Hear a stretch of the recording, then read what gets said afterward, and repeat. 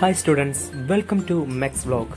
ഇന്ന് നമ്മൾ ഡിസ്കസ് ചെയ്യാൻ പോകുന്നത് സൈക്ലോമാറ്റിക് ചാർട്ടിനെ കുറിച്ചാണ്. എയർ കണ്ടീഷനിങ് സിസ്റ്റം ഡിസൈൻ ചെയ്യാൻ വേണ്ടി ഒട്ടേറെ കാൽക്കുലേഷൻ ചെയ്യേണ്ടതായിട്ടുണ്ട്. ഈ കാൽക്കുലേഷൻസിനെ ലഘൂകരിക്കുന്നതിന് വേണ്ടിയാണ് സൈക്ലോമാറ്റിക് ചാർട്ട് ഉപയോഗിച്ചിരിക്കുന്നത്. ഈ ചാർട്ട് ഉണ്ടാക്കിയിരിക്കുന്നത് standard atmospheric പ്രഷറായ 760 mm of Hg അല്ലെങ്കിൽ 1.01325 ബാർ പ്രഷർ അടിസ്ഥാനമാക്കിയാണ്. പ്രധാനപ്പെട്ട ഒരു ലൈനാണ് എന്ത്? DBT ലൈൻ അല്ലെങ്കിൽ ഡ്രൈ ബൾബ് ടെമ്പറേച്ചർ ലൈൻ. അത് ഇങ്ങനെയാണ് ഉണ്ടാവുക. അതായത് വെർട്ടിക്കൽ ആയിട്ടുള്ള ലൈൻസ് ആയിരിക്കും DBT ലൈൻ. ഓക്കെ, DBT എന്ന് പറഞ്ഞാൽ ഡ്രൈ ബൾബ് ടെമ്പറേച്ചർ. അത് ഡിഗ്രി സെൽഷ്യസിലാണ് രേഖപ്പെടുത്തിയിരിക്കുന്നത്. അതായത് -6 to 45 ഡിഗ്രി സെൽഷ്യസ് വരെയാണ് DBT ഈ ഗ്രാഫിൽ രേഖപ്പെടുത്തിയിരിക്കുന്നത്. ഓക്കെ, അത് ഇടതു നിന്നും വലത്തോട്ടേക്കാണ് രേഖപ്പെടുത്തിയിരിക്കുന്നത്. അതുപോലെ തന്നെ DBTയുടെ റീഡിങ് ഈ സാച്ചുറേഷൻ കർവിലും, ഇതാണ് എന്ത്? Saturation curve. ഈ കർവിലും രേഖപ്പെടുത്തിയിട്ടുണ്ടാവും. ഓക്കെ, ഈ 5 എന്നുള്ളത് ഈ സാച്ചുറേഷൻ കർവിൽ ഇവിടെ എന്തുണ്ടാവും? 5 എന്ന് രേഖപ്പെടുത്തിയിട്ടുണ്ടാവും. ഓക്കെ, ഈ DBT ലൈൻ കൊണ്ട് ഉദ്ദേശിക്കുന്നത് എന്തെന്നാൽ, നമ്മളെ എയറിന്റെ DBT dry bulb temperature 35 degree Celsius ആണെന്ന് വെക്കുക. ഓക്കെ, അങ്ങനെയാണെങ്കിൽ ഈ DBTയുടെ 35 ഡിഗ്രി സെൽഷ്യസിന്റെ ലൈനാണിത്. അതായത് എയറിന്റെ ടെമ്പറേച്ചർ ഈ ഒരു ലൈനിലെ ഏതൊരു പോയിന്റിലും 35 ഡിഗ്രി സെൽഷ്യസ്. അടുത്ത ലൈനാണ് സ്പെസിഫിക് ഹ്യൂമിഡിറ്റി ലൈൻ. ഗ്രാഫിൽ Y ആക്സിസിലാണ് സ്പെസിഫിക് ഹ്യൂമിഡിറ്റിയുടെ റീഡിംഗ് രേഖപ്പെടുത്തിയിരിക്കുന്നത്. അതായത് താഴെ നിന്നും മുകളിലേക്ക് 0 to 30 gram per kilogram of dry എയറിലാണ് ഇത് രേഖപ്പെടുത്തിയിരിക്കുന്നത്. ഓക്കെ, സ്പെസിഫിക് ഹ്യൂമിഡിറ്റിയുടെ ലൈന് പാരലൽ ലൈൻസ് ആയിട്ടാണ് ഈ ഗ്രാഫിൽ വരച്ചിട്ടുള്ളത്. സൈക്ലോമാറ്റിക് ചാർട്ടിലെ അടുത്ത ലൈനാണ് ഡ്യൂ പോയിന്റ് ടെമ്പറേച്ചർ ലൈൻ.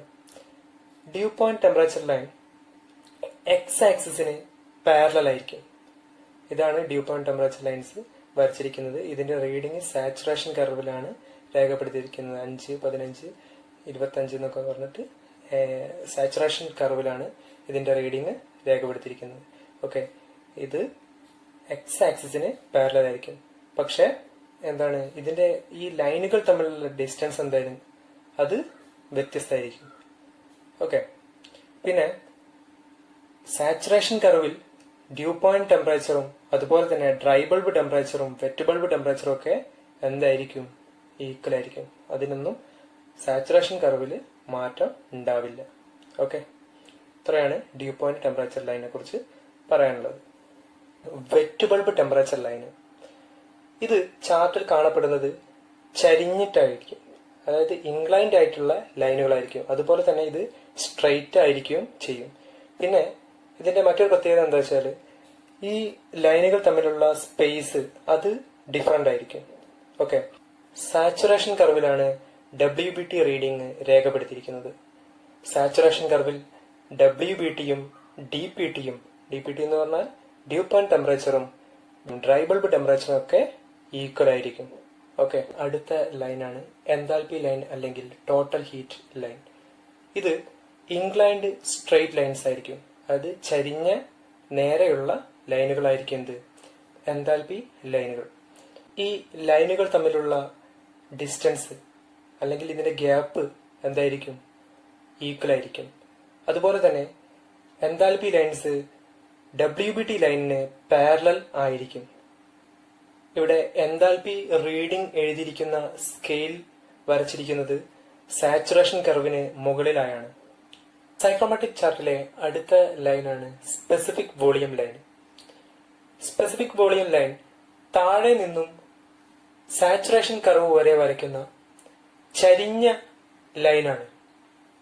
ചരിഞ്ഞത് അതുപോലെ തന്നെ സ്ട്രെയിറ്റ് ആയിട്ടുള്ള ലൈനാണ് എന്ത്? Specific volume line. ഇതിന്റെ മറ്റൊരു പ്രത്യേകത എന്താണെന്ന് വെച്ചാൽ, ലൈനുകൾ തമ്മിലുള്ള സ്പേസ് ഈക്വൽ ആയിരിക്കും.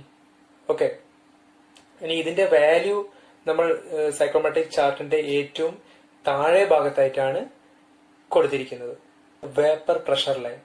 വേപ്പർ പ്രഷർ ലൈൻ ഹൊറിസോണ്ടൽ ലൈനുകളായിരിക്കും. ഈ ലൈനുകൾക്കിടയിലുള്ള ഗ്യാപ്പ് ഒരേപോലെ ആയിരിക്കും. സാധാരണയായി വേപ്പർ പ്രഷർ ലൈൻ ചാർട്ടിൽ വരയ്ക്കാറില്ല. പകരം വേപ്പർ പ്രഷറിന്റെ ഒരു സ്കെയിൽ ചാർട്ടിന്റെ ഏറ്റവും ഇടത്തെ ഭാഗത്തായിട്ട് വരച്ചിട്ടുണ്ട്. ഇതിൽ പ്രഷർ അടയാളപ്പെടുത്തിയിരിക്കുന്നു. ഈ സ്കെയിൽ ഉപയോഗിച്ച് നമുക്ക് ചാർട്ടിലെ ഓരോ പോയിന്റിലെയും വേപ്പറിന്റെ പ്രഷർ അളക്കാവുന്നതാണ്. സൈക്രോമെട്രിക് ചാർട്ടിലെ പ്രധാനപ്പെട്ട ഒരു ലൈനാണ് റിലേറ്റീവ് ഹ്യൂമിഡിറ്റി ലൈൻ. ഇത് ചാർട്ടിൽ കർവ് രൂപത്തിലാണ് വരച്ചിട്ടുള്ളത്. ഇതിന്റെ വാല്യൂവും ഈ കർവിന്റെ കൂടെ തന്നെ ഉണ്ടായിരിക്കും. ഇത് പെർസെന്റേജിലാണ് നമ്മൾ പറയുന്നത്. ഓക്കെ, റിലേറ്റീവ് ഹ്യൂമിഡിറ്റി പറയുന്നത് പെർസെന്റേജിലായിരിക്കും. ഇതിൽ സാച്ചുറേഷൻ കർവിൽ എത്തുന്ന സമയത്ത് റിലേറ്റീവ് ഹ്യൂമിഡിറ്റി 100% ആയിരിക്കും. സാച്ചുറേഷൻ കർവിന്റെ താഴോട്ട് വരുന്നതനുസരിച്ചിട്ട് റിലേറ്റീവ് ഹ്യൂമിഡിറ്റി എന്താവും, കുറഞ്ഞ് കുറഞ്ഞ് വരികയാണ് ചെയ്യുന്നത്. ഓക്കെ, അതായത് നമ്മൾ കഴിഞ്ഞ ക്ലാസ്സിൽ സാച്ചുറേറ്റഡ് എയറിനെ കുറിച്ച് പഠിച്ചിരുന്നു. എന്തായിരുന്നു? മോയ്സ്ചറിൽ ഉൾക്കൊള്ളാൻ സാധിക്കുന്ന maximum quantity of water vapour, അതാണ് എന്ത്, സാച്ചുറേറ്റഡ് എയർ എന്ന് പറയുന്നത്. അപ്പോൾ ഈ സാച്ചുറേഷൻ കർവ് എന്ന് പറഞ്ഞു കഴിഞ്ഞാൽ ഈ കർവിലായിരിക്കും എന്തുണ്ടാവുക, സാച്ചുറേറ്റഡ് എയർ ഉണ്ടാവുക. അതായത് ഇവിടെ എന്തായിരിക്കും, വാട്ടർ കണ്ടന്റിന്റെ, ആ എയറിലുള്ള വാട്ടർ കണ്ടന്റിന്റെ അളവ് എന്തായിരിക്കും, മാക്സിമം ആയിരിക്കും. അതുകൊണ്ടാണ് ഈ സാച്ചുറേറ്റഡ് കർവിൽ അല്ലെങ്കിൽ സാച്ചുറേഷൻ കർവിൽ റിലേറ്റീവ് ഹ്യൂമിഡിറ്റി 100% ആയിരിക്കുന്നത്. ഓക്കെ, അപ്പോ സാച്ചുറേഷൻ കർവിന്റെ താഴേക്ക് വരുന്നതനുസരിച്ചിട്ട് എന്തായിരിക്കും, ഹ്യൂമിഡിറ്റി കുറയാണ് ചെയ്യുന്നത്. അതായത് എയറിലുള്ള വാട്ടർ കണ്ടന്റിന്റെ അളവ് എന്താവും, കുറഞ്ഞ് കുറഞ്ഞ് വരികയാണ് ചെയ്യുക. അതിനനുസരിച്ച് റിലേറ്റീവ് ഹ്യൂമിഡിറ്റി എന്താവും, കുറഞ്ഞ് കുറഞ്ഞ് കുറഞ്ഞ് വരുന്നു. സൈക്രോമെട്രിക് ചാർട്ടിലെ ലൈനുകളെ കുറിച്ചെല്ലാം ഇപ്പോൾ പരിചയപ്പെട്ടു കഴിഞ്ഞു. ഇനി നമുക്ക് സൈക്രോമെട്രിക് ചാർട്ട് ഒന്ന് വരച്ചു നോക്കാം. Okay, psychrometric chart. സൈക്രോമെട്രിക് ചാർട്ടിന്റെ എക്സ് ആക്സിസിൽ ഡ്രൈ ബൾബ് ടെമ്പറേച്ചർ ആണ് അടയാളപ്പെടുത്തിയിരിക്കുന്നത്. -6 മുതൽ 45 വരെയാണ് ഇതിന്റെ ടെമ്പറേച്ചർ ഇവിടെ രേഖപ്പെടുത്തിയിരിക്കുന്നത്. ഓക്കെ, ഇതിന്റെ ലൈൻസ് വെർട്ടിക്കൽ ലൈൻസ് ആയിരിക്കും. സ്ട്രെയിറ്റ് ആയ വെർട്ടിക്കൽ ലൈനാണ് ഡ്രൈ ബൾബ് ടെമ്പറേച്ചർ ലൈനിന്റേത്. ഓക്കെ, ഇനി ഈ ലൈനുകൾ തമ്മിലുള്ള വ്യത്യാസം, ഗ്യാപ്പ് എന്തായിരിക്കും, ഒരേപോലെ ആയിരിക്കും. അടുത്തതായി specific humidity line. Specific humidity line horizontal line ആണ്. അതുപോലെ തന്നെ അതിന്റെ ലൈനുകൾ തമ്മിലുള്ള ഗ്യാപ്പ് ഒരേപോലെ ആയിരിക്കും. ഓക്കെ, അത് y ആക്സിസിലാണ് രേഖപ്പെടുത്തിയിരിക്കുന്നത്. ഇനി അടുത്തത് സാച്ചുറേഷൻ കർവ്. സാച്ചുറേഷൻ കർവ് എന്ന് പറയുന്നത് ഇതാണ് സാച്ചുറേഷൻ കർവ്. ഇതിൽ WBTയുടെ റീഡിംഗ്, വെറ്റ് ബൾബ് ടെമ്പറേച്ചറിന്റെ റീഡിംഗും ഡ്യൂ പോയിന്റ് ടെമ്പറേച്ചർ അല്ലെങ്കിൽ സാച്ചുറേഷൻ ടെമ്പറേച്ചറിന്റെ റീഡിംഗും ഒക്കെ ഈ സാച്ചുറേഷൻ കർവിൽ അടയാളപ്പെടുത്തിയിരിക്കും. Relative humidity line. കർവ് ഷേപ്പിലുള്ള ലൈനാണ് relative humidity line. Okay, relative humidity സാധാരണയായി പെർസെന്റേജിലാണ് നമ്മൾ പറയാറ്. ഓക്കെ, സാച്ചുറേഷൻ കർവിൽ റിലേറ്റീവ് ഹ്യൂമിഡിറ്റി 100% ആയിരിക്കും. സാച്ചുറേഷൻ കർവിന്റെ താഴോട്ട് വരുന്നതനുസരിച്ചിട്ട് റിലേറ്റീവ് ഹ്യൂമിഡിറ്റി എന്താവും, കുറഞ്ഞ് കുറഞ്ഞ് വരികയാണ് ചെയ്യുന്നത്. Okay, specific volume line. Specific volume line ഇതാ ഈ റെഡ് കളറിൽ മാർക്ക് ചെയ്ത ലൈനാണ് ഇത്, സ്പെസിഫിക് വോളിയം ലൈൻ. ഇത് ഇൻക്ലൈൻഡ് ആയിട്ടുള്ള ലൈനാണ്. ഓക്കെ, ഇൻക്ലൈൻഡ് ചരിഞ്ഞിട്ടുള്ള ലൈനാണ്. അതുപോലെ തന്നെ ഓരോ ലൈൻ തമ്മിലുള്ള ഗ്യാപ്പും ഒരേപോലെ തന്നെ ആയിരിക്കും, ഗ്യാപ്പ് സെയിം ആയിരിക്കും ഉണ്ടാവുക. ഓക്കെ, ഇതാണ് സ്പെസിഫിക് വോളിയം ലൈൻ. അടുത്തായി WBT ലൈൻ. ഇവിടെ ഈ ബ്ലാക്ക് ഇങ്ക് കൊണ്ട് വരച്ചിരിക്കുന്ന ലൈനാണ് WBT ലൈൻ. ഓക്കെ, ഇത് സ്ട്രെയിറ്റ് ആയിട്ടുള്ള ഇൻക്ലൈൻഡ് ആയ ഒരു ലൈനാണ്.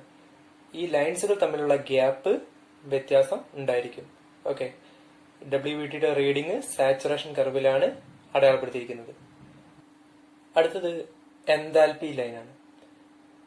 എൻതാൽപി എന്ന് പറഞ്ഞാൽ എല്ലാവർക്കും അറിയാം അല്ലെ, സെൻസിബിൾ ഹീറ്റിന്റെയും ലാറ്റന്റ് ഹീറ്റിന്റെയും ആകെ തുകയാണ് എന്ത്, എൻതാൽപി അല്ലെങ്കിൽ ടോട്ടൽ ഹീറ്റ്.